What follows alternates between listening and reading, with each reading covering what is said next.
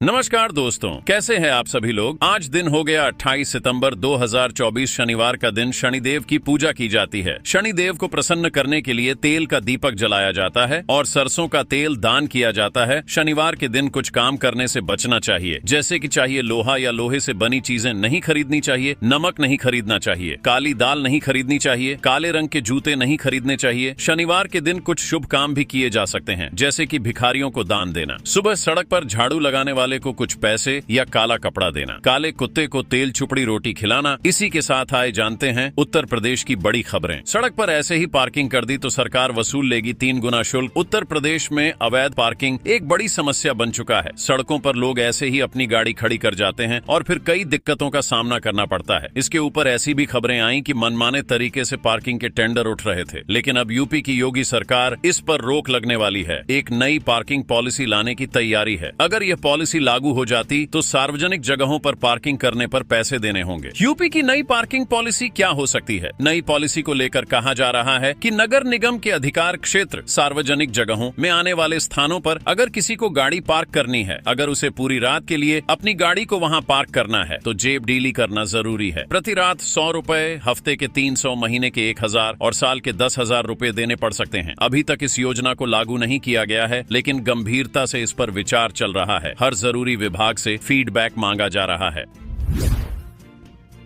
UP में एक साथ 3 तरह की बीमारियों का प्रकोप, मरीजों की लगातार बढ़ रही संख्या। यूपी में इन दिनों 3 बीमारियों मलेरिया, डेंगू और चिकनगुनिया का प्रकोप है। मौसम भी इन बीमारियों के लिए खासा मुफीद साबित हो रहा है। मरीजों की संख्या लगातार बढ़ती जा रही है। मलेरिया के मामले खासतौर से लखनऊ और आसपास के जिलों के साथ लखीमपुर व तराई क्षेत्र में तेजी से बढ़े हैं। लखनऊ व लखीमपुर इस मामले में शीर्ष पर हैं। केस पिछले साल की तुलना में 3 गुना से अधिक बढ़े हैं। वहीं डेंगू के सर्वाधिक मरीज लखीमपुर खीरी में सामने आए हैं, जिनका आंकड़ा बीते वर्ष की तुलना में करीब 6 गुना है। चिकनगुनिया के प्रकरण भी लखनऊ और वाराणसी में सबसे ज्यादा दर्ज हुए हैं। उप मुख्यमंत्री ब्रजेश पाठक ने हालिया समीक्षा बैठक में चिंता जताते हुए प्रभावी रोकथाम के निर्देश दिए हैं। प्रमुख सचिव स्वास्थ्य पार्थ सारथी सेन शर्मा ने प्रभावी अभियान चलाने के निर्देश भी सभी मंडलायुक्तों व जिलाधिकारियों को भेजे हैं। सभी अस्पतालों में जरूरत के हिसाब से मलेरिया, डेंगू और चिकनगुनिया के रोगियों के लिए बेड आरक्षित करने, जांच, दवा के पूरे इंतजाम करने को कहा गया है।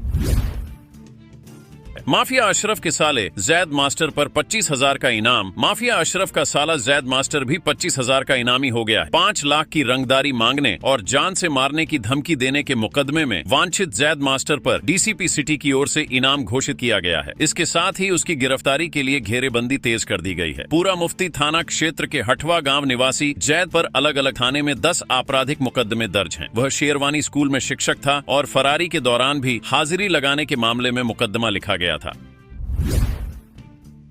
भारत बांग्लादेश टेस्ट मैच में बांग्लादेशी प्रशंसक के साथ मारपीट, अस्पताल में कराया गया भर्ती। ग्रीन पार्क स्टेडियम में मेहमान टीम बांग्लादेश की हौसला अफजाई करने पहुंचे फैन कादिर उर्फ टाइगर रूबी ने मारपीट का आरोप लगाया। मैच के दौरान सी बालकनी में खड़े कादिर का झंडा नीचे गिर गया, जिसके बाद वहां पर खड़े बाउंसर ने उसे पीछे हटने के लिए कहा। उसके बाद भी कादिर ने बात नहीं मानी, कुछ अपशब्द बोल दिया। इस पर बाउंसरों ने पकड़कर उसे पीछे कर दिया। इसके बाद वह मारपीट का आरोप लगाते हुए बेहोश हो गया। पुलिस उसे अपने साथ इलाज के लिए अस्पताल लेकर चली गई। हालांकि अस्पताल में जांच के बाद अपर पुलिस आयुक्त कानून व्यवस्था हरिश्चंद्र ने कहा कि प्रशंसक निर्जलीकरण का शिकार हुआ है। उसके साथ स्टेडियम में किसी ने मारपीट नहीं की है।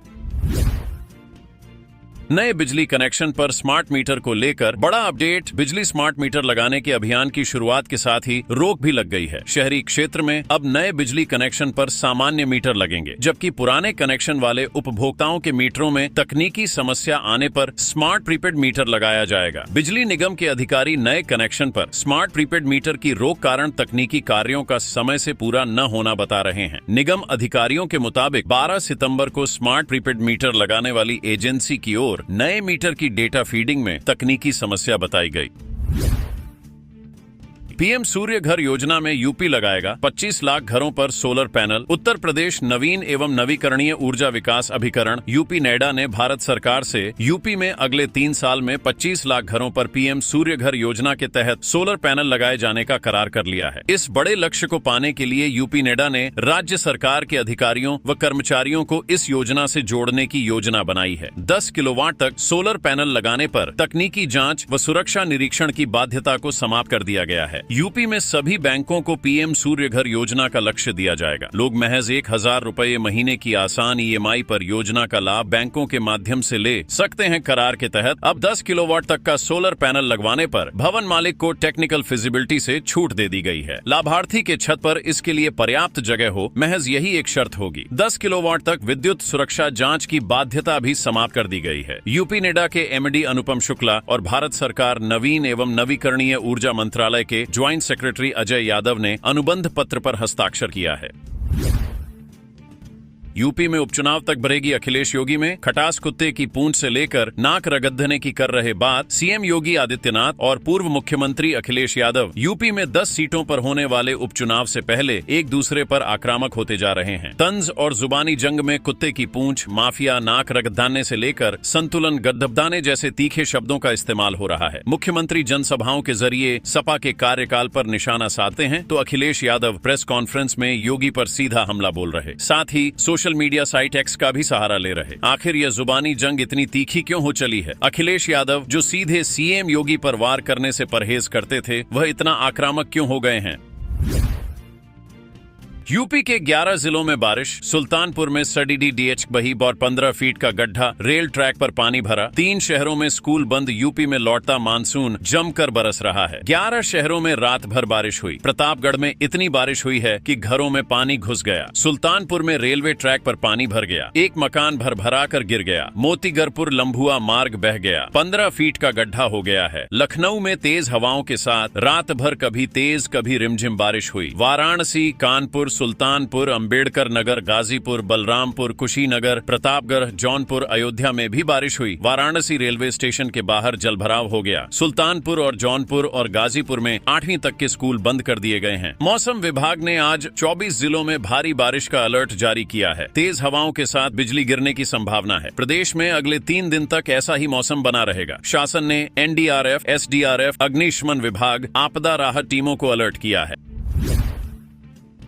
हाथरस में दृश्यम फिल्म जैसा सीना। 30 साल पहले हुई पिता की हत्या। आंगन की खुदाई में मिला नर कंकाल। हाथरस में कोतवाली मुरसान क्षेत्र के गांव गिलौंदपुर में दृश्यम फिल्म जैसा एक मामला सामने आया है। एक बेटे ने अपने पिता के कातिलों को सजा दिलाने के लिए डीएम से शिकायत की। बेटे ने आरोप लगाया है कि 30 साल पहले उसकी मां और भाइयों ने गांव के एक व्यक्ति के साथ मिलकर उसके पिता की हत्या कर डाली और शव को घर के आंगन में ही दफना दिया। डीएम के आदेश पर अधिकारियों ने खुदाई का काम शुरू कराया तो उसी स्थान पर नर कंकाल मिल गया। मुरसान क्षेत्र के गांव गिलौंदपुर निवासी पंजाबी सिंह पुत्र बुद्ध सिंह ने पिछले दिनों डीएम राहुल पांडे को प्रार्थना पत्र दिया, जिसमें बेटे ने बताया कि 1 जुलाई को उसका रुपयों के लेन देन को लेकर अपने भाइयों से विवाद हो गया। आरोप है कि दोनों भाइयों ने उससे कहा कि तुझे भी पिता के पास पहुंचा देंगे, जैसा कि 30 साल पहले किया था। पंजाबी सिंह ने शिकायत में कहा कि इस धमकी के बाद उसे रात को नींद नहीं आई। उसका कहना है कि अब से 30 साल पहले वह 9 साल का था। सर्दियों के दिन थे। आरोप है कि उसकी मां के पास गांव के ही एक व्यक्ति का आना जाना था। वह व्यक्ति गांव का धनी व्यक्ति था। इस पर उसके पिता बुद्ध सिंह ऐतराज करते थे। इस बात पर दोनों में कलह होती थी।